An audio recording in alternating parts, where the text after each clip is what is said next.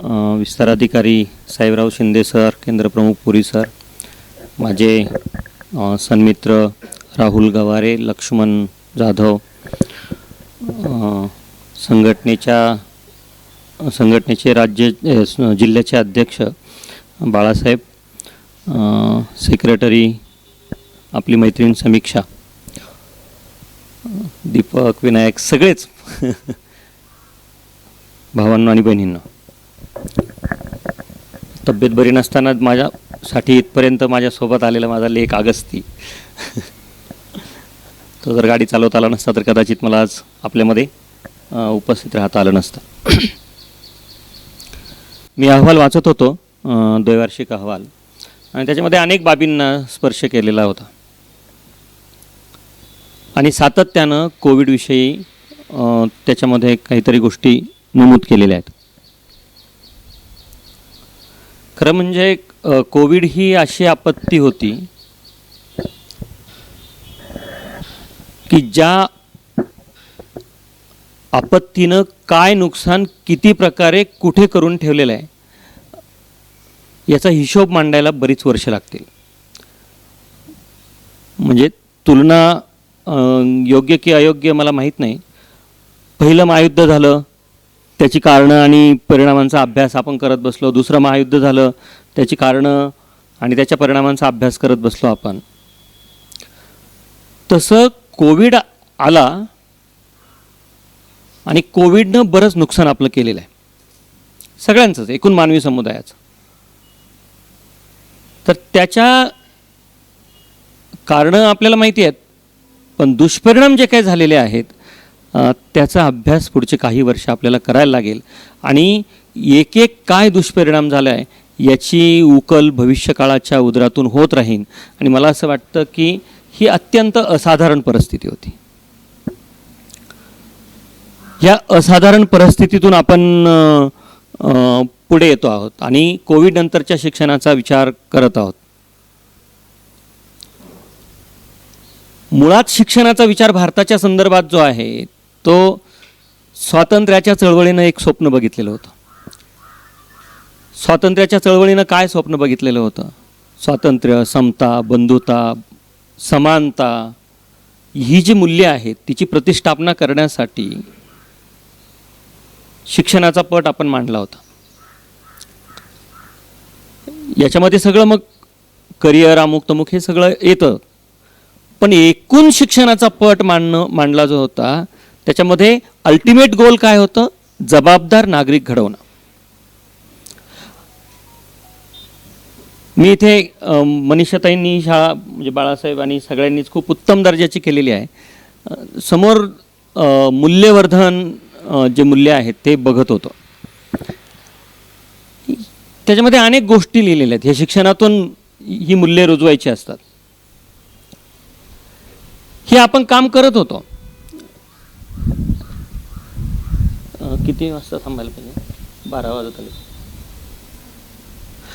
तर हे काम आपण करत होतो आणि अचानक कोविड आला, अचानक टाळेबंदी आली, अचानक शाळाबंदी सुरू झाली. आपल्याला सगळं माहिती आहे आपण कसं गेलो, त्याच्यातून कसं निभावून पुढे आलेलो आहोत. आपण खूप म्हणजे देवदेवाच्या पलीकडे जाऊन आपण एका अर्थानं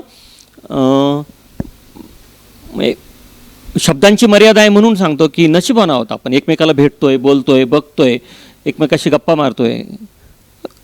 खूप लोक सोडून गेलेले आहेत. आपण एकटे राहिलेलो आहोत. आपण दवाखान्यात होतो. मुलं एकटी राहिलेली आहेत, उपाशी राहिलेली आहेत. मुलांनी खूप सोसलेलं आहे. मृत्यूविषयी मुलांशी आपण कधीच बोलत नव्हतो, पण मुलांनी मृत्यू बघितलेले आहेत. जेव्हा कोविड नंतरच्या शिक्षणाचा आपण विचार करतो त्यावेळेला ह्याही गोष्टींचा आपण बघायला पाहिजे की मुलांचं भावविश्व, मुलांचं अनुभवविश्व, मुलांचं मानसिक आरोग्य याचं काय झालेलं आहे. आणि म्हणून कोविडच्या पृष्ठभूमीवर मला 5 मुद्दे आपल्यासमोर ठेवायचे. त्यातला पहिला मुद्दा आहे की आपण कोणाला शिकवणार आहोत. यातले जे शिक्षक आहेत, कार्यकर्ते आपण सगळे आहोत. आपण कोविडच्या आधी मुलं येत होती, मुलं आपण शिकवत होतो, पाठ्यपुस्तकं शिकवत होतो, लिहिणं, वाचणं, संख्याज्ञान, संख्यांवरील क्रिया आणि एकूण सगळं इंग्रजी काय, विज्ञान. मुलं आली की वर्गात आपण शिकवायला सुरुवात करत होतो, म्हणजे आम्ही शिक्षक किंवा पालकांचाही. गुणवत्ता म्हणजे काय? लिहिता वाचता आलं, गणिती क्रिया करता आल्या, इंग्रजी आलं की गुणवत्ता आली. ही गुणवत्तेची अत्यंत संकुचित व्याख्या आहे, हेही सांगायला पाहिजे. याला साक्षरता म्हणतात, गुणवत्ता नाही. गुणवत्ता त्याच्या खूप पुढे आहे. म्हणजे गुणवत्तेच्या पोटात साक्षरता आहे, साक्षरतेच्या पोटात गुणवत्ता नाही. आता फार अकॅडमिक होईल म्हणून मी तो धोका टाळतो त्याच्यात शिरायचा. पण आपण सगळ्यांनीच, म्हणजे शिक्षक आणि पर्यवेक्षक यंत्रणेतले जे घटक आहे आणि सरकारने सुद्धा या 5 मुद्द्यांचा विचार करायला पाहिजे आणि मग शिक्षणाचा पट मांडायला पाहिजे. त्यातला पहिला मुद्दा आहे की आपण कोणाला शिकवणार आहोत. आता म्हणाले हा का प्रश्न आहे की मुलांना शिकवणार आहोत आपण. मोठ्या माणसांनी मुलांना शिकवायचं असतं आणि जन्मदत्त अधिकार प्राप्त झालेला असतो लहान मुलांना मोठ्या माणसांनी शिकवायचा. मुलांचं प्रोफाईल प्रचंड बदललेलं आहे. मी मगाशी म्हटलं मुलं एकटी राहिली, उपाशी राहिली, मृत्यू बघितलेले आहेत मुलांनी. आणि सगळ्यात महत्त्वाची गोष्ट म्हणजे शाळा नावाचं वातावरण मुलांनी मिस केलेलं आहे, मुकलेलं आहे त्याला. शाळा काय करते? शाळा म्हणजे काय इथे हे वर्ग खोल्या, वेळापत्रक, शिकवणं, मूल्यमापन करणं, इयत्तांचे टप्पे ओलांडत पुढे नेणं असं असतं का? नसतं. मग काय असते शाळा? शाळा म्हणजे इमारती, शाळा म्हणजे हे सगळं असं काही नसतं. शाळा म्हणजे एक वातावरण असतं, असं वातावरण की जे मुलांच्या मनामध्ये सातत्यानं कुतूहल जागं ठेवतं. असं वातावरण जे मुलांच्या मनामध्ये ज्या जिज्ञासा आहे ते वाढवतं, त्याला खतपाणी देतं आणि प्रश्नांची उत्तरं शोधायला उद्युक्त करतं. अपेक्षित प्रश्नांची अपेक्षित उत्तरं शोधणं आणि गुण मिळवणं आणि पुढे जाणं हे शिक्षण बाद झालेलं आहे. मी जरी औपचारिक शिक्षणाच्या व्यवस्थेमध्ये काम करत असलो तरी सुद्धा हे ठामपणानं आता बोलायची, मांडायची आणि आग्रहपूर्वक आग्रह धरण्याची गरज आहे. अपेक्षित प्रश्नांची अपेक्षित उत्तरं लिहायचे संपलेलं आहे. काळ मात्र अनपेक्षित प्रश्नांची अनपेक्षित उत्तरं मागत असतो हरगटका. त्यामुळं आपण कोणाला शिकवणार आहोत तर आपण मुलांना शिकवणार आहोत. त्या मुलांचं प्रोफाईल प्रचंड बदललेलं आहे. यातला पहिला मुद्दा मी सांगितला की मुलांच्या आरोग्याच्या संबंधानं, मानसिक आरोग्याच्या संदर्भानं एक आंतरराष्ट्रीय पातळीवर झालेला अभ्यास असं सांगतो की साथीच्या काळाचा मुलांवर नकारात्मक परिणाम झालेला आहे.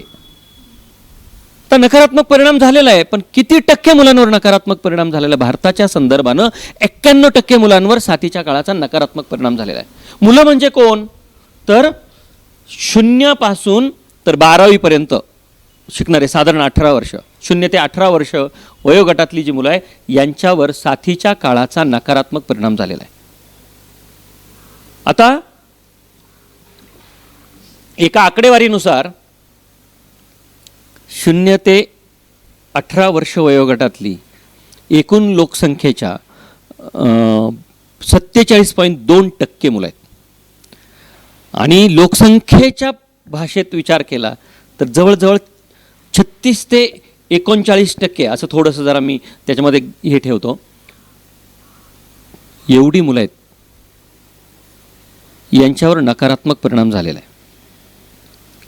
मग जर इतक्या वाईट पद्धतीत, वाईट वातावरणातून मुलं जेव्हा शाळेत आलेली आहे, तेव्हा मी परवा लोकमतमध्ये लिहिलं होतं लेख, त्याच्यातही हे सगळं मेन्शन केलेलं होतं की त्यांना आल्या आल्या वर्गात 1 + 1 = 2, A for apple, B for ball शिकवायचा. की आनंदी वृत्तीचा निर्देशांक घसरलेली जी मुलं आहेत, व्यथा, वंचना आणि दुःखाचा भुंगा मनाला कुरतडतोय ज्यांच्या,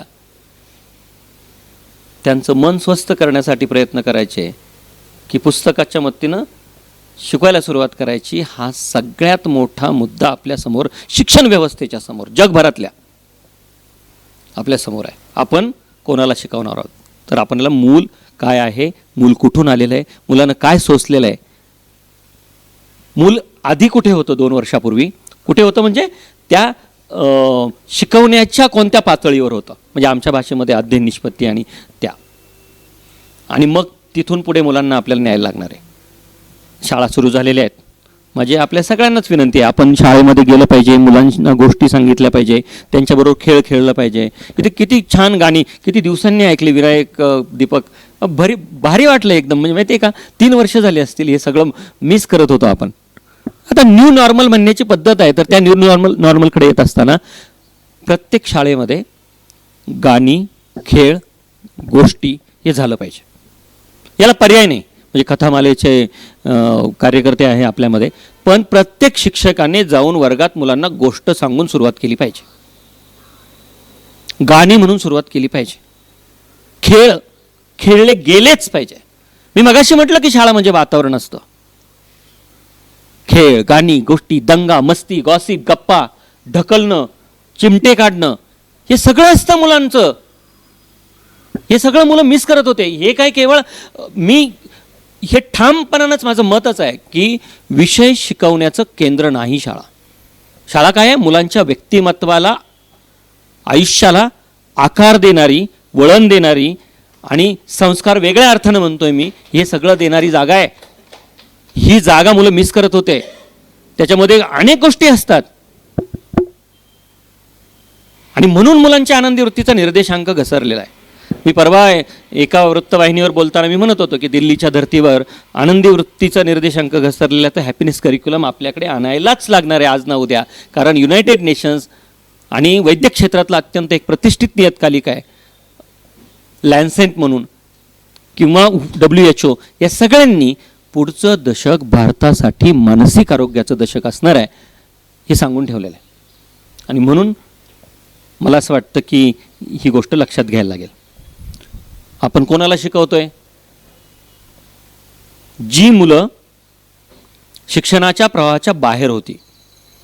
म्हणजे आता आपण अत्यंत असाधारण परिस्थिती होती आणि अचानक आलेल्या टाळेबंदी आणि शाळाबंदीमुळे आपल्याला व्हॉट्सॲपवर यायला लागलं, टीम, गुगल मीट, झूम, इथे आपण मुलांना शिकवत होतो. किती मुलांना शिकवत होतो आपण?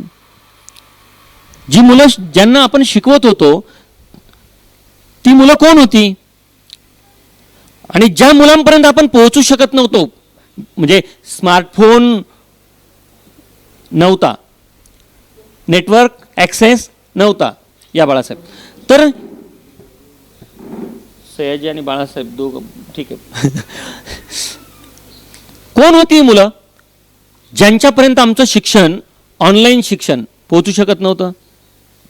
आम्ही ॲक्टिव्ह टीचर्स फोरमने एक सर्वे केला होता. त्याच्यामध्ये असं लक्षात आलं की 1,78,000 मुलांपैकी केवळ 27% मुलांकडे स्मार्टफोन आणि इंटरनेटचा ॲक्सेस होता.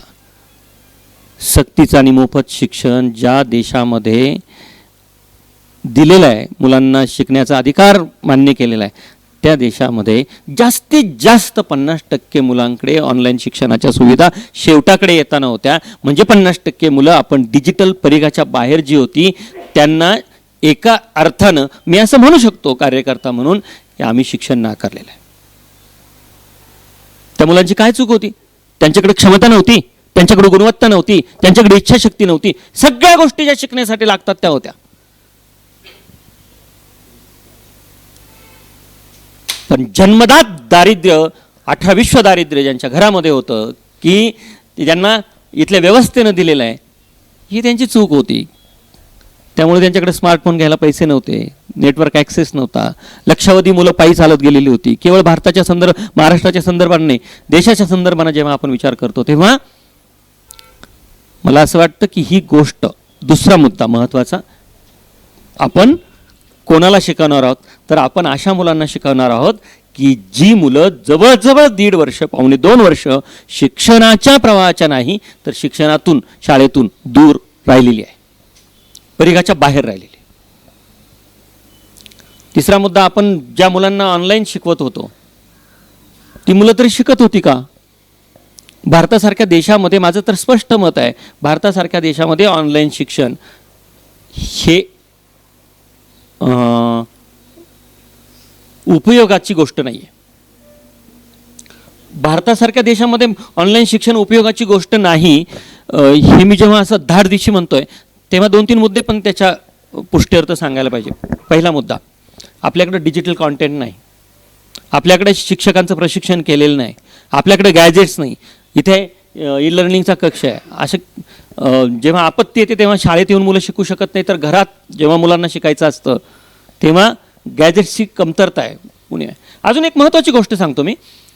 स्कॅन्डिनेव्हियन कंट्रीज ज्या आहेत त्या जगभरातले अत्यंत प्रगत देश म्हणून समजले जातात, युरोपातले.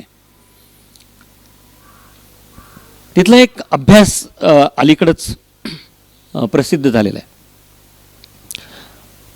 आणि खूप पुढे आपल्या ते, म्हणजे गॅजेट्स असतील किंवा ऑनलाईन शिकवण्याच्या गोष्टी असतील, त्याच्यासाठीची तयारी असेल, इन्फ्रास्ट्रक्चर आणि या सगळ्या गोष्टींच्या पातळीवर किंवा आर्थिक दृष्ट्या विकसित आहेत हे देश म्हणून. तर तिथे जी मुलं गॅजेट्सच्या मदतीनं ऑनलाईन शिक्षण घेत होती, तिथेही मुलांना गुणवत्तापूर्ण शिक्षण मिळालेलं नाही असा तो अभ्यास सांगतो. म्हणून जे ऑनलाईन शिकत होती मुलं त्यांना, आणि ज्या मुलांना शिक्षणाच्या संधी एका अर्थानं कोविडच्या मुळे नाकारली गेलेली आहे, या सगळ्यांना एकसारखं कसं शिकू शकू आपण? आपण कोणाला शिकवणार आहोत? दुसरा मुद्दा, की ज्या मुलांना आपण अजिबातच शिकवू शकलेलो नाही. आता जिल्हा परिषदेच्या शाळांमध्ये काम करणारे शिक्षक मंडळी, मला माहिती आहे की इथे बाळासाहेब आहे, सयाजी, सगळे लक्ष्मण जिल्हा परिषदेच्या शाळांमध्ये महाराष्ट्रामध्ये अनेक असे शिक्षक मी सांगेल की जे जात होते समाज मंदिरामध्ये झाडाखाली, म्हणजे इथे आता केंद्रप्रमुख विस्तार अधिकारी पण आहेत, मुलांच्या संपर्कात होते. गुणवत्तापूर्ण शिक्षणाचं आपण नंतर बघू, पण किमान मुलांच्या संपर्कात राहणं जी अत्यंत महत्त्वाची गोष्ट होती ती झालेली आहे. पण आता पुढे जाताना मात्र हे मुलांचं जे काय प्रोफाईल बदललेलं आहे, हे शिक्षक म्हणून, कार्यकर्ते म्हणून, अधिकारी म्हणून, सरकार म्हणून आपल्या लक्षात घ्यायला लागेल. आम्ही आग्रह धरला होता तेव्हा ब्रिज कोर्स आला पाहिजे. तो ब्रिज कोर्स आला, 75 पानाचं इंग्रजीचं पुस्तक आणि 250 पानाचं ब्रिज कोर्स. हे काही कळतच नाही, म्हणजे काही कळतच नाही. म्हणजे तेव्हा कुणीतरी सरकारचं डोकं ठिकाणावर आहे का असं म्हटलं होतं, परंतु आता आम्ही शिक्षक मंडळी, कार्यकर्ते मंडळी पण म्हणतो आहे का ठिकाणावर SCRTचं डोकं? नाही आहे, असं नाही आहे. बरं, जो ब्रिज कोर्स आपण प्रत्यक्ष करून बघायची गोष्ट होती, शाळा सुरू होतील, म्हणजे मुलांचं लर्निंग लॉस झालेला होता, तेव्हा करायची होती, तो पण ऑनलाईन करून टाकला आपण. तर हे जे काय एक धरसोडपणा, म्हणजे मी मागे राजेंद्र दर्डा शिक्षण मंत्री होते आणि ABP माझाच्या एका टॉक शोमध्ये मी असं म्हटलं होतं की मान्सूनचा अंदाज वर्तवता येईल, सरकारचा नाही शिक्षणाच्या बाबतीत. 1 हत्ती आणि 7 आंधळ्यांची गोष्ट चक्रधर स्वामींनी सांगितलेली आहे. ते सनातन सत्य सिद्ध करायचं आहे आम्हाला, सनातन म्हणून, सनातन सत्य म्हणून. हे कळतच नाही. दुसरा महत्त्वाचा मुद्दा, कारण दिलेल्या वेळेत मला पूर्ण करायला लागेल म्हणून माझा दुसरा महत्त्वाचा मुद्दा जो आहे की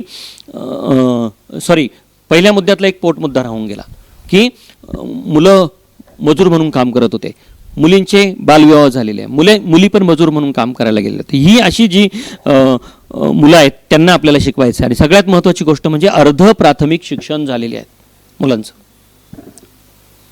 यांना आपल्याला शिकवायचं आहे. अर्ध प्राथमिक शिक्षण म्हणजे जे आता मुलं 3रीत आलेले आहे, पुण्या मुंबईसारख्या ठिकाणी शाळा सुरू झालेल्या नव्हत्या, त्या मुलांनी शाळा बघितलेली नाही, शिक्षक बघितलेले नाही, त्यांना मित्र नाही, मैत्रीण नाही, शाळेशी ते फॅमिलियर पण झालेलं नाही. अशा मुलांना आपल्याला शिकवायचं आहे. म्हणून अर्ध प्राथमिक शिक्षण म्हणजे मी असं म्हणालो की समजा प्राथमिक शिक्षण 5वी पर्यंतचं असेल RTE नुसार, तर मग शाळेतच येऊ शकलेलं नाही आहे मुलं. शिक्षणामध्ये क्रमबद्धतेला आणि सातत्याला खूप महत्त्व असतं. आता बघा, मी काय सांगतोय इथल्या शिक्षकांना पटकन कळेल की 1ली 2रीमध्ये लिहिता येणं, वाचता येणं, संख्यांची ओळख होणं, बेरीज आणि वजाबाकी असणं, करता येणं, शेवटाला येताना काही मुलांना बाबा गुणाकार करता येणं, म्हणजे 3रीत गुणाकार आहे आणि 4थीत भागाकार आहे. पण 3रीत मुलं गुणाकारच शिकलेली नाही तर भागाकार कसा येईल? मग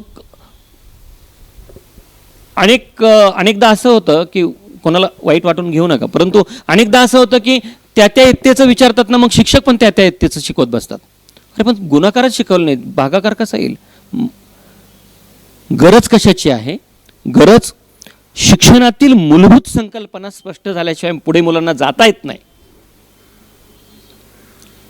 मूलभूत संकल्पना स्पष्ट झाल्याशिवाय. मग मूलभूत संकल्पना स्पष्ट करण्यासाठी पुन्हा एकदा सेतूचा अभ्यासक्रम, सेतू आलेला आहे. सेतू बांधा. तो सेतू बांधायची गरज आहे, परंतु तो सेतू बांधताना मी परवा एका वरिष्ठ अधिकाऱ्याला असं विचारलं की म्हटलं हे पुन्हा एकदा पहिली चाचणी घ्यायची आहे, मग 30 दिवसांचा कार्यक्रम आहे आणि पुन्हा शेवटची चाचणी घ्यायची आहे. याच्यामध्ये फक्त मार्गदर्शक सूचना आणि लिंक दिलेली डाउनलोड करा. समजा माझ्या शाळेमध्ये 250 विद्यार्थी आहे, 229. सक्तीचं मोफत शिक्षण हे सगळं आहे, नॉन सॅलरी ग्रँट बंद आहे.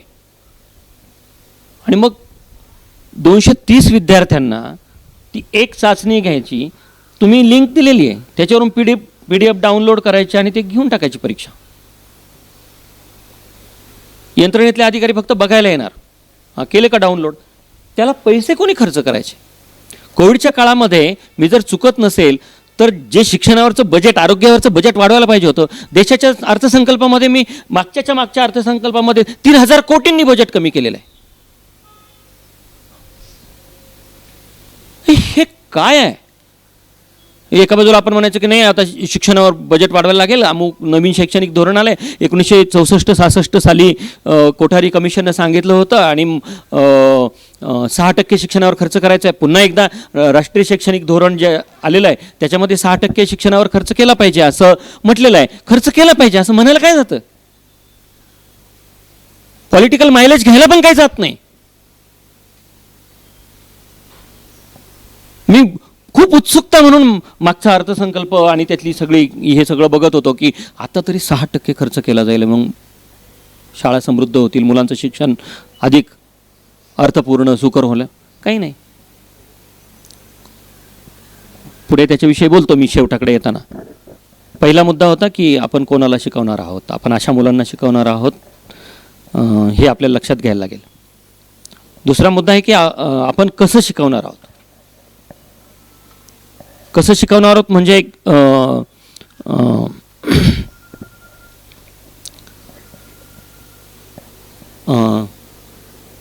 ज्या मुलांनी मोबाईल हातात घेतला तर आईवडिलांची चिडचिड व्हायची. तो मोबाईल ऑनलाईन शिक्षणाच्या नावाखाली आपसुकच हातात आलेला आहे. हातातून जात नाही आहे.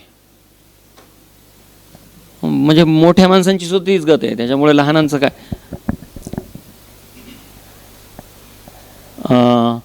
आपण अशा मुलांना शिकवणार आहोत की जी मुलं घरामध्ये एकटी होती पण मोबाईलच्या माध्यमातून शिकत होती आणि खऱ्या आयुष्यातले मित्र, खऱ्या आयुष्यातल्या मैत्रिणी यांना पारखे झालेली मुलं अशा एका आभासी जगामध्ये सातत्यानं 2 वर्ष वावरतायत. अशा मुलांना आपल्याला शिकवायचं आहे. आणि मग कसं शिकवणार आहोत आपण. गुळाच्या ढेपीला जसे मुंगळे बिलगतात ना, आपण त्या मुंगळ्यांना बाजूला करायचा प्रयत्न करतो, त्यांचं मुंडकं तुटतं पण ते गुळाच्या ढेपीला चिकटून राहतात. असे मोबाईलला चिकटलेल्या मुलांना आपल्याला शाळेत आणायचं आहे आणि शिकवायचं आहे. म्हणजे मी केवळ काय हे म्हणजे 12वी पर्यंतच्या किंवा उच्च शिक्षणातल्या इथे तरुण मित्र आहेत माझे, म्हणजे ज्या मुलांना अशी सवय लागलेली की म्यूट करून ठेवायचं, शिक्षणाला म्यूट करून ठेवायचं, शिक्षकांना म्यूट करून ठेवायचं, ते जेव्हा प्रत्यक्ष वर्गात येतील. म्हणून मी सातत्यानं हे सतत म्हणतो की प्रोफाईल बदललेलं आहे. सगळ्यांचंच बदललेलं आहे, शिक्षकांचाही बदललेलं आहे, पण विद्यार्थ्यांचा प्रोफाईल बदललेला आहे. हे बदललेलं प्रोफाईल जर आपण लक्षात घेतलं नाही तर आपण गडबड करून बसू. कारण महत्त्वाचा मुद्दा मी सांगितला की मोबाईल, ह्या मोबाईल वेडाचं करायचं काय असा प्रश्नच आहे. खरं म्हणजे ॲडिक्शन वाढलेलं आहे, लैंगिक समस्यांनी वेगळं रूप धारण केलेलं आहे, पोर्नोग्राफीच्या ज्या साईट्स आहेत त्याच्यावरचं ट्रॅफिक भारतातलं वाढलेलं आहे, टीनेजर्सचं मोठ्या प्रमाणावर वाढलेलं आहे. मी ते परवा थिंक बँकमध्ये बोललो तेव्हा तिथे सविस्तर उहापोह या सगळ्या मुद्द्यांचा केलेला आहे. आणि सहजीवनाची वीण जी आहे ती आधीच उसवायला लागलेली होती, पण जवळजवळ सहजीवन जिथे जणू आपलं कोंडल्यासारखं झालेलं होतं कोविडमुळं. अशा वातावरणातून आपण जेव्हा मुलं बाहेर येणार आहे तेव्हा कसं शिकवायचं असा प्रश्न आहे. कसं शिकवायचं? सर्व मुलांना एकाच प्रकारे शिकून चालणार आहे का? अजिबात नाही चालणार आहे.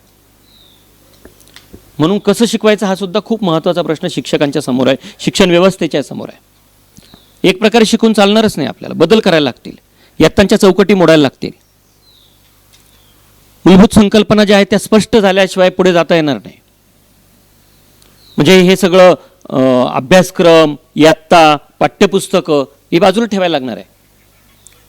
पुढचे काही दिवस बाजूला ठेवायला लागणार आहे.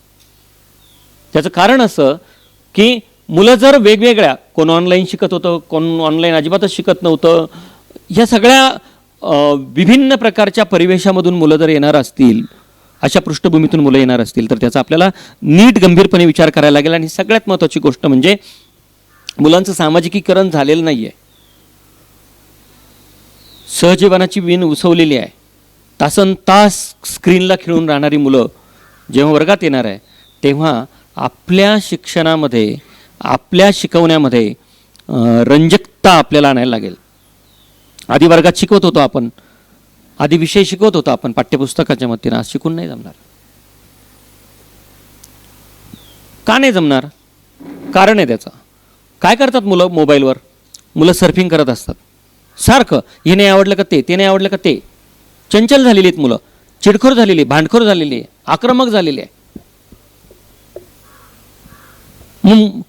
त्या गेमवर तासन तास मुलं का बरं ॲडिक्ट झालेले असतात? पबजी किंवा. तर अलीकडचं जे मेंदू संशोधन आहे त्या मेंदूचं संशोधन लक्षात घेऊन गेम डिझाईन केलेलं आहे. हा स्क्रीन डिझाईन करताना सुद्धा मेंदूचं संशोधन लक्षात घेऊन केलेलं आहे. WhatsApp, Facebook, Twitter, Insta, YouTube या सगळ्या सोशल साईट्स ज्या आहेत त्यांनी माणसं काय बघतात, किती बघतात, कसं बघतात, त्यांना काय बघायचं आहे, त्यांना कोणता रंग आवडतो, त्यांना कोणत्या प्रकारच्या, हे सगळं. म्हणजे हिरोईन जेव्हा एखादी हिरोईनसाठी ड्रेस डिझाईन केले जातात तेव्हा किती उंचीचे कपडे, किती सेंटीमीटरचे कपडे घालायचे हे कोण ठरवतं? कॉस्ट्युम डिझायनर ठरवतो. तो तसंच का ठरवतो? तर कोणत्या लिंगाच्या व्यक्तींना कोणत्या प्रकारच्या व्यक्ती कशा बघायला आवडतात याचं काहीतरी हे केलेलं असतं. अलीकडच्या कॉर्पोरेट जगताना सर्वेक्षण केलेलं असतं. म्हणजे शिक्षकांच्या वर्गामध्ये 15 मिनिटात कंटाळणारी मुलं तासन तास पबजी का खेळत बसतात? तासन तास मोबाईलवर रेंगाळत का बसतात? त्याचा कंटाळा का येत नाही? म्हणजे माझ्या गावात आसपास परिसरामध्ये मी बघतो की ते रमीच ना, 12-13 पत्त्यांचा गेम असतो, तासन तास खेळतात. तिथंच भेळ भत्ता खातील, तिथंच पाणी पितील, तिथंच बिडी ओढत बसतील, सिगारेट ओढत बसतील, तिथेच कदाचित ते खाली विझवण्याच्या ऐवजी दुसऱ्याच्या मांडीवर पण विझवत असतील, काय माहीत नाही. काय घडतं इथे? इथे मेंदूचं जे संशोधन झालेलं ते समजून घ्यायला पाहिजे. हे एखादी गोष्ट वारंवार का करतं माणसाचं मन? एक माणूस वारंवार दारू का पितं, वारंवार सिगारेट का ओढतं, वारंवार बिडी का ओढतं, हे वारंवार करणं जे आहे ना मोबाईलवर वारंवार का असतं? जी गोष्ट केल्यानंतर आनंद मिळतो ती गोष्ट माणूस वारंवार करतं. जी गोष्ट वारंवार केलं, वैभवजी खूप धावपळ चालू आहे आज, कार्यकर्ता यजमानाच्या भूमिकेत आहे.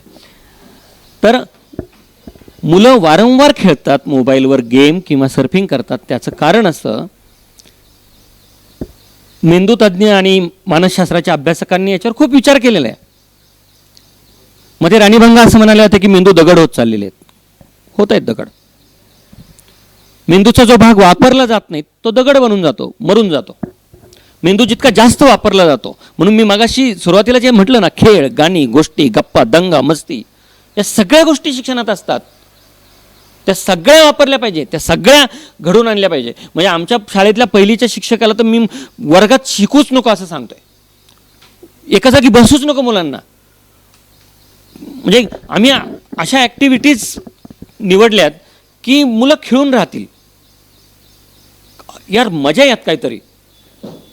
काय आहे? किती वेळा आवाज आला? 2दा. किती वेळा? नाही माहीत. मग परत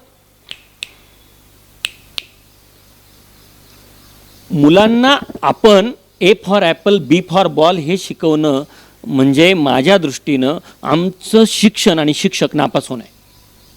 पहिलीच्या मुलांना तर हे अजिबात नाही शिकवायला पाहिजे, दुसरीच्या मुलांना पण नाही शिकवायला पाहिजे. त्यांना आत्ता मी मगाशी जसं म्हटलं की सहजीवनाची वीण, फेसबुकवर 5,000 मित्र, गली तिचारीनं कुत्रे, अशा अवस्था आहे लोकांची. जर सहजीवन इतकं नष्ट झालेलं असेल, मानसिक आरोग्याचे प्रश्न इतके गंभीर बनलेले असतील, 3तलं 1 माणूस प्रचंड ताणात आहे आणि 6तलं 1 माणूस मानसिक आजारांशी झुंजत आहे, ही भारतातली अवस्था आहे. आणि हे मात्र बाजूला करून आपण जर शिक्षण पुढे नेणार असू, शिक्षणाचा रथ, तर फसवणूक आहे ही फसवणूक कोणाशी केलेली आहे? ही फसवणूक शिक्षकांनी स्वतःशी केलेली पहिल्यांदा. ही फसवणूक कोणाशी केलेली आहे? सरकारनं पालकांशी आणि विद्यार्थ्यांशी आणि शिक्षकांशी पण केलेली फसवणूक आहे. मी जेव्हा असं म्हणतो तेव्हा मला असं वाटतं की शिक्षण आमचं केवळ परीक्षेसाठी उरलेलं आहे, ते आयुष्यासाठी करण्याची गरज आहे. चालेल फ्युचर झालेलं. मी असं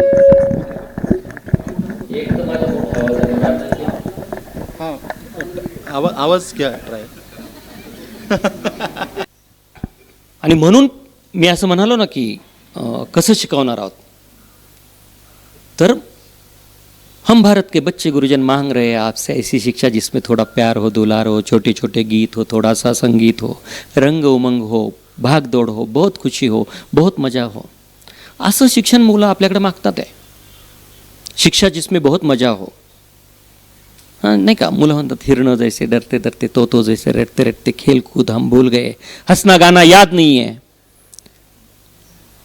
तर हे मुलं जे मिस करतात ते मुलांना आपल्याला द्यायला लागणार आहे. आणि म्हणून मी म्हटलं की दुसरा मुद्दा माझा होता की काय शिकवणार आहोत, तर आपल्याला शिकवण्याच्या तऱ्हा पद्धती बदलायला लागतील. आणि ज्याच्यामध्ये खूप आनंद आहे, ज्याच्यामध्ये खूप उत्साह आहे, चैतन्य आहे वर्गामध्ये, शाळेमध्ये, अशा प्रकारच्या गोष्टी आपल्याला निर्माण करायला लागतील. आणि शाळा म्हणजे आनंदाची जागा आहे, शाळा म्हणजे आपल्याला काहीतरी सुख देणारी जागा आहे असं मुलांना वाटायला लागेल. तेव्हा मुलं येतील आणि ही व्यक्ती कोणीतरी शिकवणारी जी आहे, मॅडम, सर, व्हॉटेवर, की ती व्यक्ती मला काहीतरी आनंद देते, मला काहीतरी नवीन शिकवते. शिकवण्याचा भाव नसताना शिकवते. भाव म्हणजे मी देत आहे, वक्ता, ग्राहक आणि दाता असा भाव नसला पाहिजे. इथे दुसरा मुद्दा. आता त्याच्यामध्ये मी तुम्हाला म्हणत होतो की मुलांना अभिरुची वाटेल. कसं आहे, मूल प्रत्यक्ष वर्गातून बाहेर जातं तेव्हा बाहेर नाही जात. पहिलीच्या वर्गामध्ये आल्यानंतर हां, A for apple, B for ball, A for air, A for aeroplane, A for ant, असं काही नसतं. ए फॉर ॲपलच असतो. भटजीचा, भगुल्याचा नसतोच. आमच्या आयुष्यात भगुलं होतं, तो भटजी माहितीच नव्हतं कशाला म्हणतात. ती शेंडी पण बघितलेली नव्हती. म्हणजे जाती आणि धर्माच्या पलीकडे जाऊन सांगतो मी ते मानत नाही अजिबात. पण मुलांना अभिरुची वाटेल असं काहीतरी आपल्याला नवीन तरकिबी शोधायला लागते. आणि सगळ्यात महत्त्वाची गोष्ट म्हणजे मूल वर्गातून बाहेर निघून जातं शरीरानं, तेव्हा मूल वर्गातून बाहेर जात नाही वर्गातून, तर मूल मनानं पढ़ने में कुछ मजा नहीं है असं म्हटलं की मूल वर्गातून बाहेर निघून जातं. ते जातं.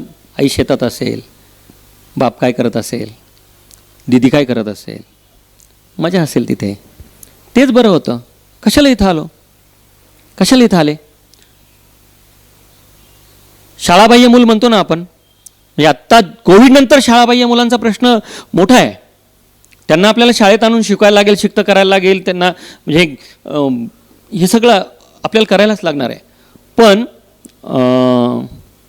कधी कधी असं होतं की आपण त्या मुलांना शाळाबाह्य मूल म्हणतो. खरं तर ज्या मुलांना, म्हणजे बालभारतीच्या पुस्तकामध्ये मी बघत होतो, माझ्यासारखं काळं मेंद्र, ठिगळाची चड्डी घालणारं, फिंगारलेल्या केसाचं, कायम शेतामातीमध्ये लोळत असलेलं, काम करायला लागणारं असं मूल मला पाठ्यपुस्तकात कधीच भेटलं नाही. चापून चुपून पॅराशूट ऑइल लावून वेण्या घातलेल्या, गुटगुटीत, गोरीपान, छान अशी पोरं मला बालभारतीच्या पुस्तकात भेटत राहिली. त्यामुळे मला ते पुस्तक, ती शाळा, ते शिक्षक, प्रमाण भाषेमध्ये बोलणारे मला कधीच जवळचे वाटले नाही. त्याच्यामुळं मजा नव्हती वाटत मला. मार्क्स पण मिळत नव्हते. ओळीनं 8वीपर्यंत गणितात नापास झालेला विद्यार्थी मी, आणि 11वीत सुद्धा मॅथमॅटिक्स नव्हता म्हणून 3 विषयात नापास झालेला विद्यार्थी आहे मी.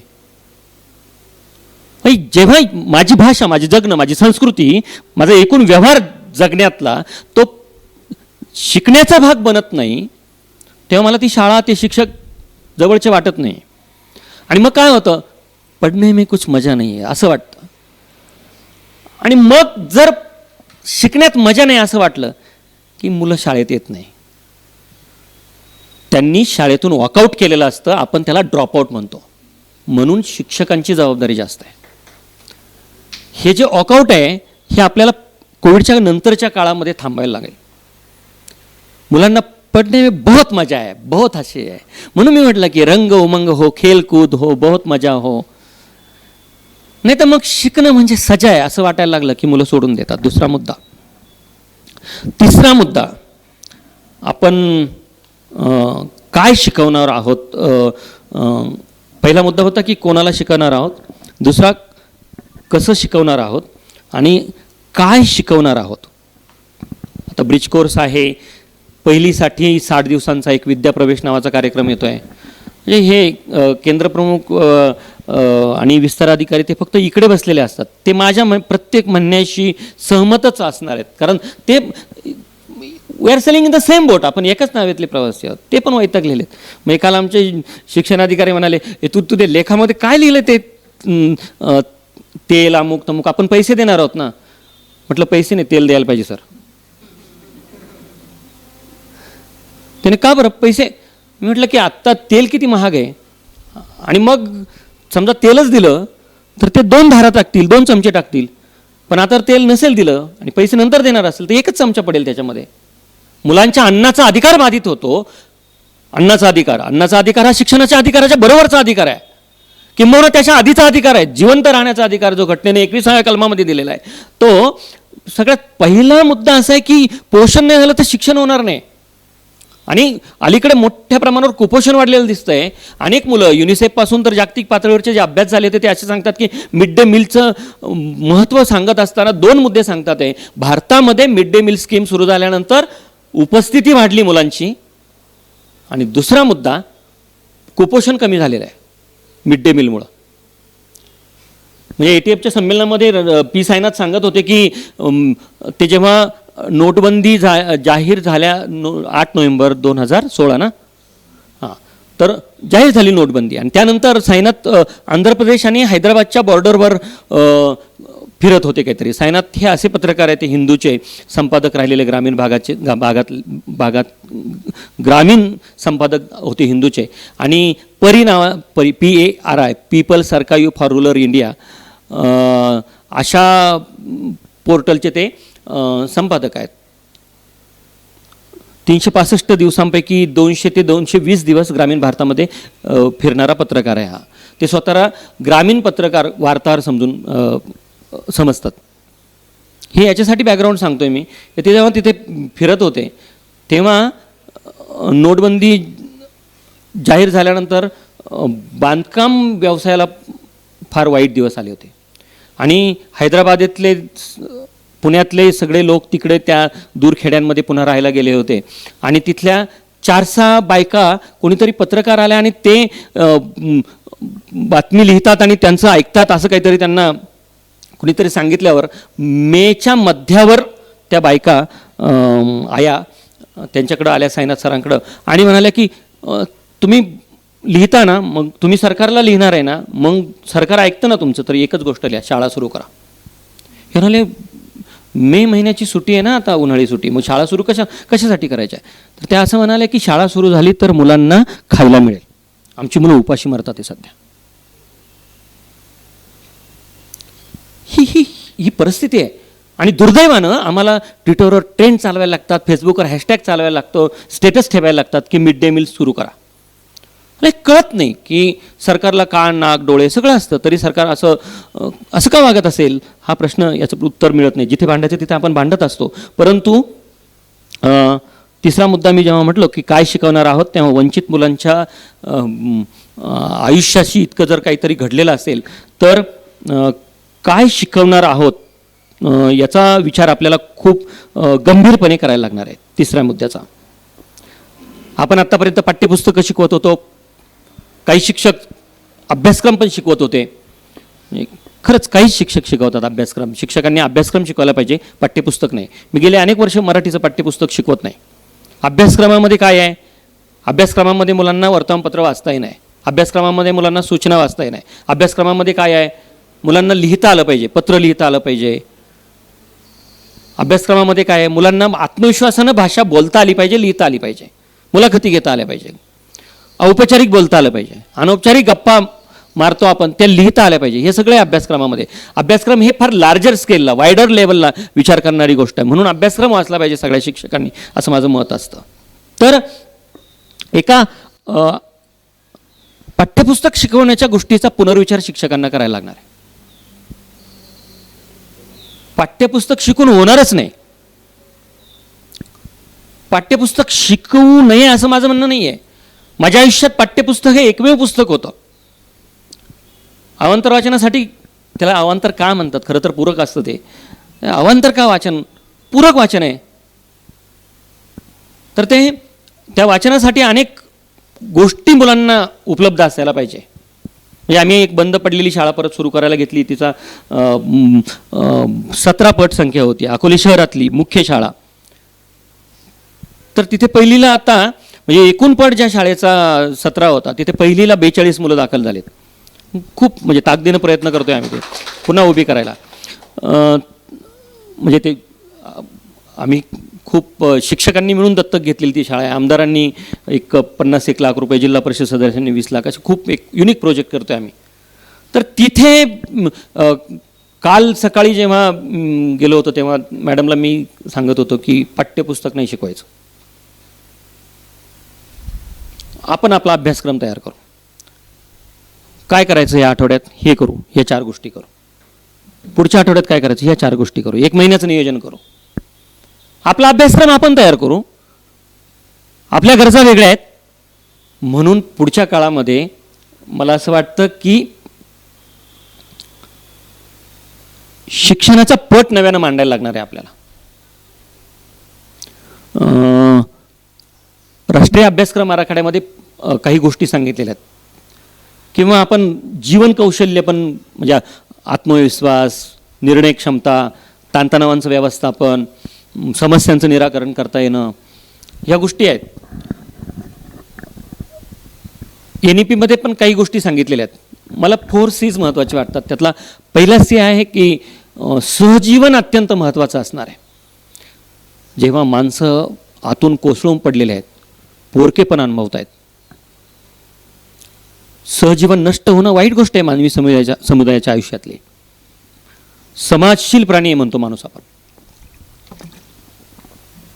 मुलांना संवादच साधता येत नाहीये. तुम्ही बघा घरातली मुलं, तुम्ही बघा परिसरातली मुलं, तुम्ही बघा शाळेतली मुलं. गप्पा मारणं संपून गेलेलं आहे. बरं, मुलांशी गप्पा मारताना आपण काय म्हणतो? काय रे, कितवीत आहे? 3रीत, 9वीत. कोणत्या शाळेत आहे? अमुक तमुक. पुढे जाऊन काय करायचं आहे? अरे, या देशाचे पंतप्रधान, राष्ट्रपती, मुख्यमंत्री, उपमुख्यमंत्री सुद्धा ठरू शकत नाही मुलांनी काय करायचं आहे. इतकं गतीनं बदलते. मी तुमच्याशी बदलत असताना जॉब्स बदलत गेले. तुम्ही स्वप्न तरी बघितलं होतं असं की इन्व्हर्टर रिपेअर करणाऱ्या मुलांची गरज भासणार आहे, फ्रीज रिपेअर करणाऱ्या मुलांची गरज भासणार आहे, मोबाईल रिपेअर, बघता बघता किराणा मालाची दुकानं सुपर शॉपी झालेले, बघता बघता घड्याळाची दुकानं मोबाईलची शॉपी झालेले, बघता बघता जग बदलत चाललेलं आहे. आपल्याला असं इथून मी व्यवहार करू शकेन, एक कळ दाबली की मी 1 लाख रुपये पाठवू शकेल. स्वप्न बघितलं होतं आपण? नव्हतं. जगगतीनं बदलत आहे. आर्टिफिशियल इंटेलिजन्स धिंगाणा घालत आहे अक्षरशः. आमचं शिक्षण मात्र, जेव्हा नोटबंदी झालेली होती त्यानंतर ऑनलाईनच्या बाबतीत मी एका महाविद्यालयात बोलायला गेलो होतो. 2 महिन्यानंतर अर्थशास्त्र विभागानं बोलवलं होतं आणि मी त्या मुलांना याच्या सगळ्या ऑनलाईन बँकिंग अमुक तमुक त्याच्याविषयी विचारत होतो. मी लांब कशाला जाता, मी ज्या गावात राहतो तिथून 12 किलोमीटरवर एक निळवंडे नावाचं एक धरण प्रवरा नदीवर बांधलेलं आहे. कोलग्राउंड टेक्निकनं बांधलेलं आहे. जर इंजिनिअरिंगचं बॅकग्राऊंड असलेल्या विद्यार्थ्यांना आणि यांना कळेल काय मी म्हणतोय ते. कोलग्राउंड टेक्निकनं अख्या धरणाची भिंत बांधलेली आहे, लोअर स्टीम अप्पर स्टीम. जेव्हा ते धरण बाळासाहेब बांधून झालं त्यानंतर कोलग्राउंड टेक्निक हे सिव्हिल इंजिनिअरिंगच्या पुस्तकात आलेलं आहे. आणि जेव्हा रचनावादी पद्धतीचं शिक्षण आपण द्यायला सुरुवात केली तेव्हा बीएडच्या डीएडच्या अभ्यासक्रमामध्ये एवढा चॅप्टर होता कन्स्ट्रक्टिव्हिझम विषयी. जेव्हा आपण CCE स्वीकारलं तेव्हा ते आपण CBSEचा ट्रान्सलेशन करून आपल्याकडे आणलं. असं करून आपल्याला पुढच्या काळात जमणार नाही. मुद्द्यावर येतो पुन्हा. आपल्याला पाठ्यपुस्तकांच्या मदतीनं शिकून पुरेसं नाही, आपल्याला थोडं जरा जास्त अपेक्षा करतोय. पण शिक्षकांना अभ्यासक्रम तयार करायला लागेल पुढच्या नजीकच्या भविष्य काळामध्ये. 2 महिने, 4 महिने, 6 महिने, पुढचं वर्षभर आपल्या मुलांची गरज ओळखून तशा प्रकारचा अभ्यासक्रम आणि तशा प्रकारच्या अध्ययन अनुभव मुलांना देऊन तशा प्रकारचा परिणाम आपल्याला जर मिळवायचा असेल तर पुढच्या काळामध्ये आपल्याला, मला असं वाटतं की हे करायला पर्याय नाही. कम्युनिकेशन मी सांगत होतो मुलांशी, आपण काय बोलताच येत नाही मुलांना. मोबाईलवर तासनतास मुके झालेले आहेत मुलं. समाजशील प्राणी अमुक तमुक मानववंशशास्त्राच्या पुस्तकात.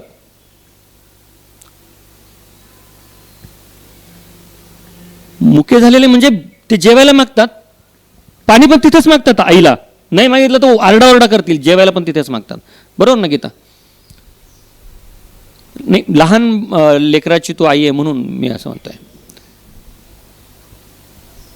मग काय, याला काहीतरी पर्याय तर शोधायला लागेल ना आपल्याला. म्हणून मी म्हटलं की आपल्याला सतत शिक्षकांनी नवीन संकल्पना वर्गामध्ये राबवण्याला सध्याच्या इतका योग्य काळ कधीच नव्हता माणसाच्या इतिहासामध्ये.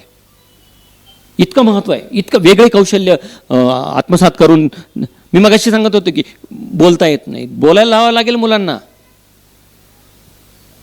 हां, काय 9वीत मग काय करणार आहे, 10वीची परीक्षा देणार आहे. आपण म्हणतो काय करणार आहे, काय करायचं ठरवलंय, काय करायचं ठरवलंय. म्हणजे माझ्या मित्रानं त्याच्या मुलाला सायन्समध्ये इंटरेस्ट होता म्हणून पाठवलं शिकायला पुण्यामध्ये. आणि नंतर असं लक्षात आलं, तो म्हणजे थोडं स्पष्ट बोलतो, मला बोलायची सवय आहे, मला समजून घ्याल तुम्ही. तो मुलगा जो आहे त्याला मी विचारत होतो, का रे तुला आता तू सायन्स ग्रॅज्युएट झाला, मग पुढे PG कशात करणार आहे. तो म्हटलं काही सायन्सला चांगले दिवस नाही आहे. मी म्हटलं का बरं चांगले दिवस नाही. म्हणे तुम्ही बातमी नाही वाचली का. कोणती बातमी. ते म्हणे 600 कोटी रुपये दिले संशोधनासाठी. म्हटलं कसल्या संशोधनासाठी 600 कोटी रुपये दिले. अहो ते माशेलकर आहे ना म्हणे, रघुनाथ माशेलकर, शेणामुताच्या संशोधनासाठी 600 कोटी, विजय भटकर त्याच्यात आहे, याच्या संशोधनासाठी. मग बेसिक सायन्स बाजूला पडलं ना म्हणे. त्यामुळे मी वेगळा काहीतरी वाट निवडतो. मुलांना कळतंय, मुलांना कळायला लागले. शेणामुताच्या संशोधनासाठी 600 कोटी दिले जातात आणि IIT, IIM, Indian institute of sciences यांच्या मुलांच्या शिष्यवृत्त्या कमी केल्या जातात. बँगलोरच्या इंडियन इन्स्टिट्यूट ऑफ सायन्सेसच्या इन्स्टिट्यूटच्या समोर मुलं 3 आठवडे धरण्याला बसली होती, त्यांच्याकडे बघत पण नव्हतं, स्कॉलरशिप दिली नव्हती. तर नंतर कोविड आला. म्हणून मुलांचं मी असं सांगतोय 4Cs विषयी कम्युनिकेशन वाढवायला लागेल, क्रिटिकल थिंकिंग मुलांमध्ये आणायला लागेल. क्रिटिकल थिंकिंग, चिकित्सक विचार करणं, काटकोन त्रिकोण चौकोन शिकवतो. शिक्षणातून दृष्टिकोन मिळाला पाहिजे. जगायला शहाणपण आणि समज लागते, दृष्टिकोन लागतो. काटकोन त्रिकोण चौकोन बाद झालेले शिक्षण आहे, ते शिकवा, प्रमेय शिकवा, परंतु दृष्टिकोन दिला पाहिजे. ही गोष्ट अशीच आहे तर अशी काय आहे. ढीकभर मजकूर येतो युनिव्हर्सिटीमधून. समूह म्हणाली, Facebook university, WhatsApp university, YouTube university. आणि ह्या सगळ्याची मोठी युनिव्हर्सिटी गुगल आहे. तिथून आपल्याला सगळ्यांना नियंत्रित केलं जात आहे. आपण कोणत्या रंगाचे कपडे घेतले पाहिजे, आपण कसा चष्मा वापरला पाहिजे, आपण हेअरस्टाईल कशी केली पाहिजे, कोणती भाषा बोलली पाहिजे, कोणता हँडसेट विकत घेतला पाहिजे. सगळं हे मी आत्ता इथे हँडसेट म्हणतोय तर 2 तासांनी मला लगेच जाहिरात यायला सुरुवात होईल याच्यावर. आता मी बोलत आहे, हे ऐकत आहे, मी फ्लाईट मोडला लावलंय तरी ऐकत आहे. एक जर्मनीमध्ये प्रयोग झाला होता ना तो, की फोन बंद ठेवून बंद ठेवून असे वेगवेगळे किशोरनं सांगितलं होतं ATFच्या संमेलनामध्ये की त्यांनी फोन बंद ठेवले आणि असे बॅगमध्ये घालून बरेच हँडसेट घेऊन गेला, तर तिथे मॅप दाखवत होता की ट्रॅफिक जाम आहे, या रस्त्याने जाऊ नका म्हणून. डिव्हायसेस बंद होते. म्हणजे काय, छत्रपती शिवाजी महाराजांनी बैलांच्या शिंगाला हे करून कात्रचा घाट दाखवला होता खानाला. ते आता हे याच्याकडे काय करायचं, कसं बघायचं हे पण आपल्याला क्रिटिकल थिंकिंग पण महत्त्वाचं आहे. तिसरी महत्त्वाची गोष्ट आहे की आपल्याला कोलॅबरेशन, आपल्याला एकत्र येऊन काम करायला मुलांना शिकावं लागणार आहे. एकत्र येऊन काम करायला मुलांना जमतं का बघा. 40 मुलांचा वर्ग आहे, काय चित्र असतं बघा. नजरेसमोर आणा शिक्षकांनी. विस्ताराधिकारी आलेत आणि 2 मिनिटं तिकडे गेलेत वर्ग सोडून. दंगा, मस्ती, भांडणं, मारामाऱ्या. परवा एक 9वीतलं पोरग ये अशी सायकल उचलली तुझ्या डोक्यातच घालतो म्हणाले, बाहुबलीसारखी. म्हणजे समाजामध्ये जे काही प्रश्न आहेत, मुलांच्या आयुष्यात जे प्रश्न आहे ते बाजूला आपण करतो आणि आम्ही काय शिकवतो, गणित शिकवतो, लँग्वेज शिकवतो, विज्ञान शिकवतो. ते प्रश्न तुझे तिकडचं बघ बाबा. तेव्हा मी डाव्या पायाचं डॉक्टर, उजव्या पायाचं मला काय कळत नाही, असं करून चालणार नाही. म्हणून आपल्याला सिलेबस पूर्ण करणे नाही, मुलांना केवळ पास करणे नाही, पुढं ढकलणं नाही, तर परीक्षेसाठी नाही तर आयुष्यासाठी मुलांना तयार करायला लागेल. शेवटचे 2 मुद्दे आहेत.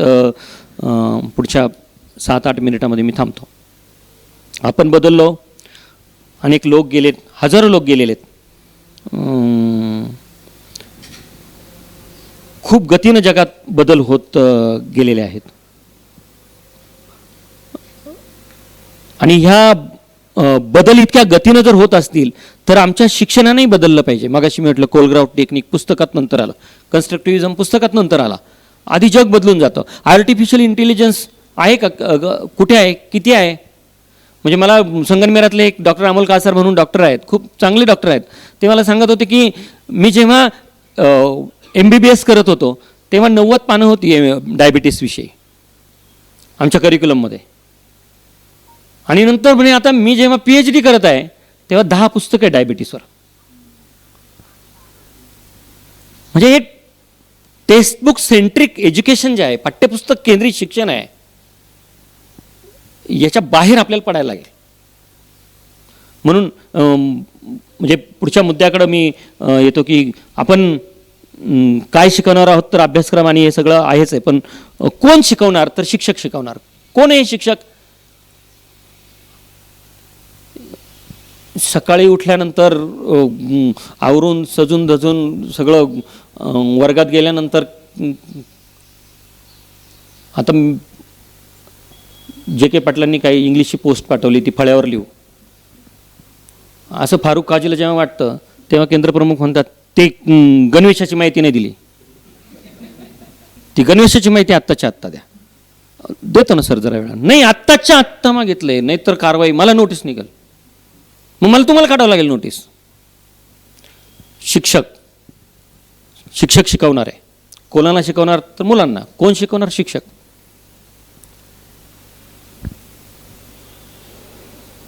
मी मगाशी म्हटलं 3तला 1 माणूस ताणात आणि 6तला 1 माणूस मनोविकारांनी त्रस्त आहे.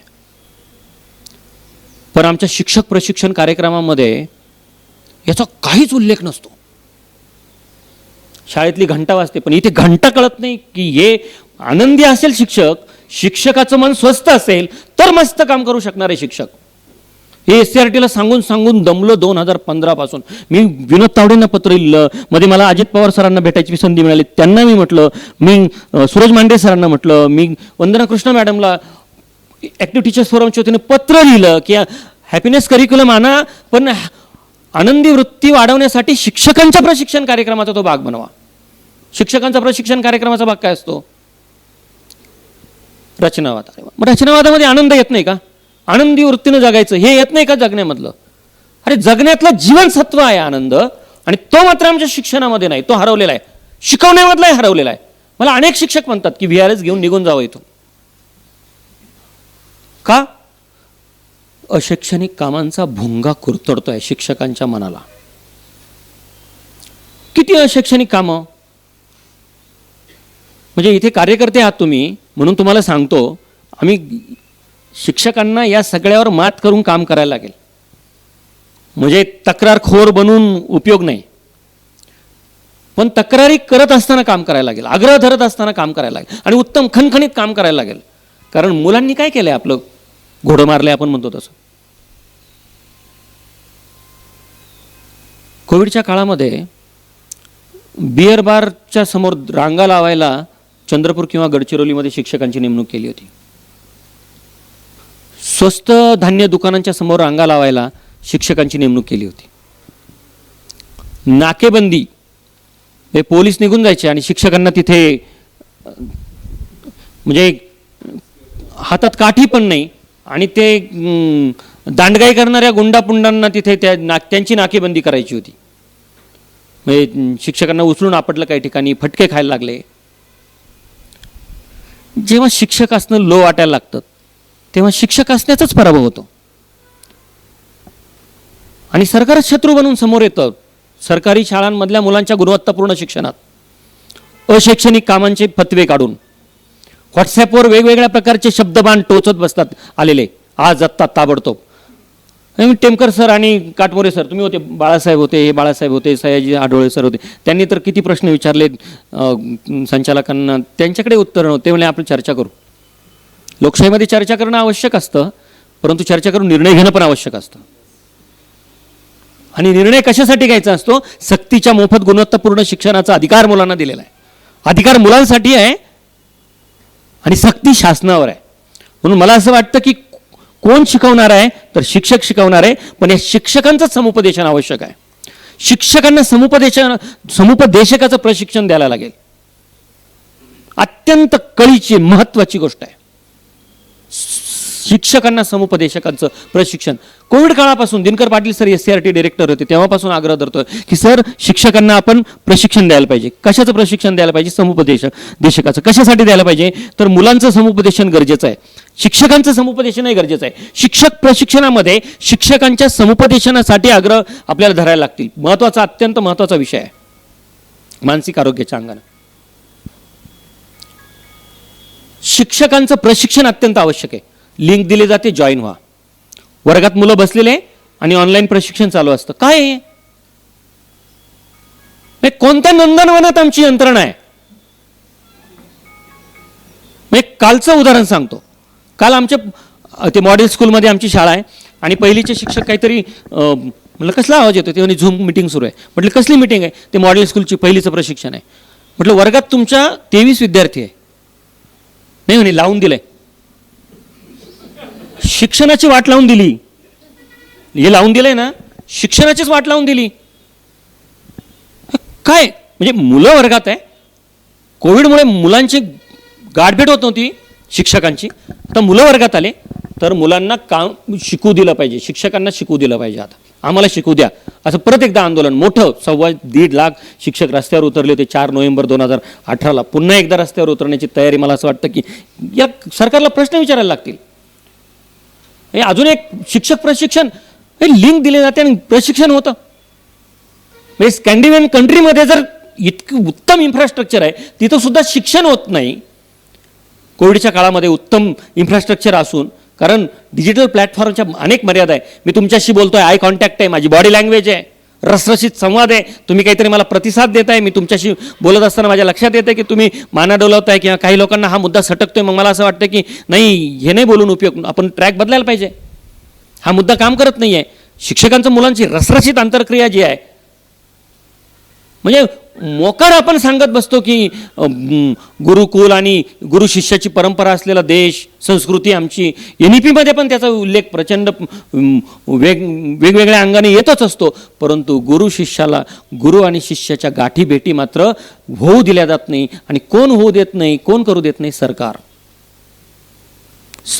GR आणि परिपत्रकं आणि अशैक्षणिक कामं जे आहे त्याच्या अदृश्य भिंती विद्यार्थी आणि शिक्षकांमध्ये निर्माण करत आहे. हे मी अनेक वर्षांपासून लिहित आलोय, बोलत आलोय, मांडत आलेलो आहे. परंतु आत्ता मात्र कोण शिकवणार आहे तर शिक्षक शिकवणार आहे. आणि भावांनो आणि बहिणींनो, इथे असलेल्या शिक्षकांना माझी नम्र विनंती आहे की आपण अशा मुलांना शिकवतो की ज्या मुलांना आपण जर शिकवलं नाही तर कोणीच शिकू शकणार नाही.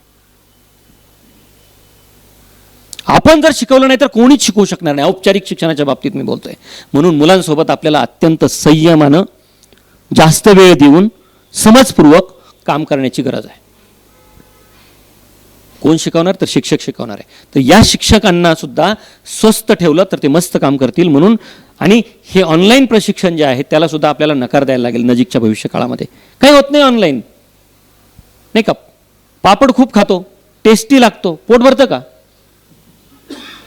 ते पापड आणि ते स्टार्टर सारखं येते काहीतरी, मसाला पापड येतो ऑनलाईन प्रशिक्षण. म्हणजे ऑनलाईन शिक्षण सुद्धा मसाला पापडासारखंच होतं. मुलांना गुंतून ठेवायलाच पुरेसं होतं, शिक्षण नाही होऊ शकत त्याच्यातून. आणि म्हणून मला असं वाटतं की हा मुद्दा इथे ठेवून पुढे येतो मी आता शेवटच्या मुद्द्याकडं. कोणत्या वातावरणामध्ये, मी त्याच्याविषयी बरंच बोललो आहे, सामाजिकीकरण, मुलांच्या शाळेच्या विकासाच्या संदर्भानं. आणि वर्गात शिकवत होतो आपण, मुलं ध्यान देत होती. ऑनलाईन शिकवताना मुलं ध्यान देत होती असं नाही. त्यामुळं नाही ध्यान दिलं तरी चालतंय असं मुलांना वाटते बरं का. आपल्याला त्यांनी एज्युकेशन सिस्टीम म्यूटवर आणून ठेवली होती मुलांनी. त्यामुळं आता ही अशी मुलं जेव्हा आपल्याला म्यूटवर ठेवत होती आणि खेळत होती, काहीतरी टी व्ही बघत होती, खात होती, अशी मुलं जेव्हा वर्गात येतील तेव्हा कोणत्या वातावरणात आपण शिकवत आहोत हा शेवटचा मुद्दासुद्धा अत्यंत महत्त्वाचा आहे. आणि त्यासाठी मला असं वाटतं की लर्निंग एन्व्हायरमेंट आपल्याला क्रिएट करायला लागेल. मुलांना शिकावंसं वाटलं पाहिजे. काहीतरी भारी गोष्ट सांगते, भारी सांगणार आहे काहीतरी असं वाटलं पाहिजे. तुम्हाला सुद्धा जर माझ्या बोलण्यातून मुद्दे नवीन काहीतरी नसेल, सबस्टन्स आशय नसेल तर तुम्ही नाही ऐकणार. काहीतरी एक कधी बसतंय, कवर लावलंय ना असं वाटेल. आणि म्हणून मला असं वाटतं की या शेवटच्या मुद्द्याकडे, कोणत्या वातावरणात आपण शिकवणार आहोत, तर पुढील काही दिवस आपल्याला इयत्तांच्या चौकटी बाजूला ठेवायला लागतील.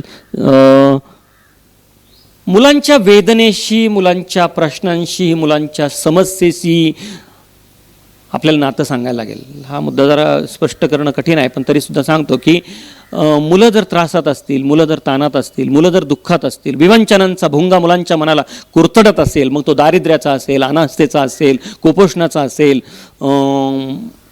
अनारोग्याचा असेल, तर या मुलांच्या समस्यांशी आपल्याला नातं सांगायला लागेल. त्यांच्यासारखं व्हायला लागेल, त्यांचा मित्र, त्यांच्या मैत्रीण व्हायला लागेल. त्यांच्या पाठीवरून हात फिरवत, कधी मिठी मारत, कधी जवळ घेत, कुरवाळत आपल्याला काम करायला लागेल. याला पर्याय नाही आहे, या मुद्द्याला अजिबात पर्याय नाही आहे.